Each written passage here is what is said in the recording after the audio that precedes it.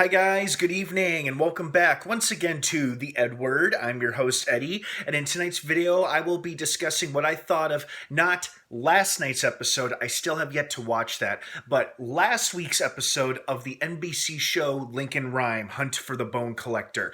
I realized I had completely dropped the ball on uploading my review for that. I'm very sorry. Last Friday night I saw The Invisible Man. It was great, highly recommended. I did a film review for that. You can check it out on this channel. And then there were a couple other things I was catching up on. So I finally caught up on Lincoln Rhyme. Well, I still have last night's episode to watch, but I did see last week's episode, and that's the episode I'll be covering this right now in this video. And then later tonight or possibly early tomorrow morning, I will be doing my upload of last night's episode. So then I will be caught up, hopefully. Okay, so before I begin, of course, as usual, this is a spoiler-filled episode review. If you're not caught up on the show by this episode or the past couple, don't keep watching or listening, as I will be going into spoilers. That being said, you have been warned. Okay, let's jump right in.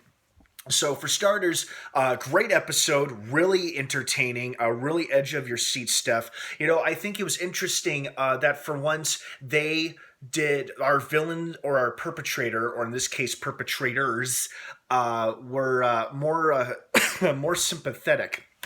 You know, you could really feel sorry for them. Like, it's like, I don't agree or nor do I condone what they did, but I understand why. You know, someone starts targeting a wealthy family who owns and operates a bunch of buildings, and, you know, it turns out that this bomber or this person is mad because this family or this company was at fault due to negligence, which led to several accidents where people lost loved ones. And, you know, our two perpetrators, you know, the safety inspector, and then, oh my gosh, the nanny of the boy of the rich couple whose company this is, you know, had both lost loved ones, and they were prepared to go all the way to really stick it to this rich couple. And then on top of that, we have the big OMG moment in the episode where it's, well, not really a moment, it's more of a sequence where the wife of the bone collector discovers her hubby is the notorious serial killer that's eluded everyone for all these years, and she's married to him. And that leaves the bone collector in a particular spot. Like, well, what do I do with you now? Do I kill you, or do I let you go? Do I let you in on what I'm doing? And it's pretty intense there for a while.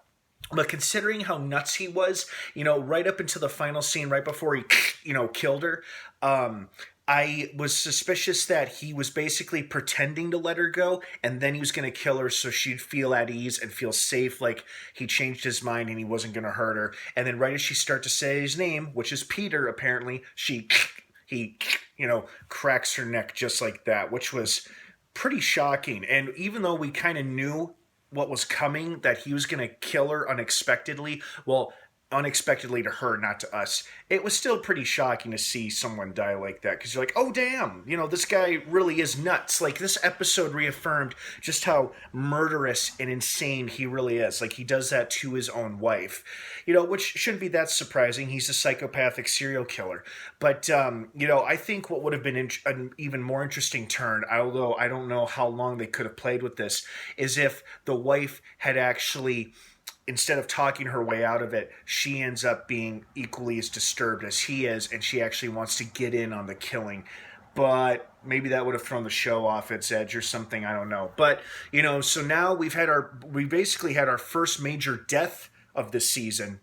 I mean, people have died, but they've all been side characters and murder victims, where in this case we have a big supporting character, no one on Lincoln's team, thankfully, but someone close to the bone collector, and that was his now dead wife.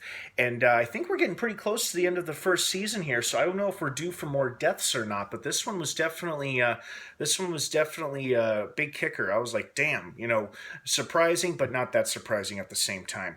So overall, I really enjoyed this episode, because I liked how they made the villains or perpetrators slightly more relatable and much more sympathetic than previous murder suspects in other episodes, who were downright malicious, intent on revenge or murder, and just outright, outright crazy with a bloodlust, where these people had a bit more understandable reasons for doing what they did, even though what they did was completely wrong and unacceptable. It's easy to understand why they did it, even though it was wrong what they did.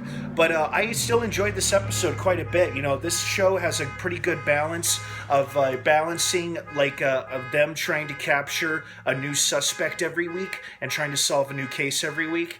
And then the other balance being, the other side story is their continuing hunt for the Bone Collector while seeing what's going on in the Bone Collector's life as well. And now with his wife out of the way, I'm very curious to see as to what last night's episode is going to do regarding that, which I fully intend to watch once I upload this episode review. Okay, guys, so thank you so much for joining me for another episode review here on the EdWord. I hope you enjoyed this episode as much as I did. What did you think of it? Did you like it? Did you love it? Did you hate it? Were you expecting more, expecting less? I want to hear your thoughts and opinions. Thanks again for watching. Stay tuned and subscribe to this channel for more uploads in the next couple of days. You're not going to want to miss them. Have an awesome rest of your weekend if I don't see you. And of course, until next time, may the Force be with you.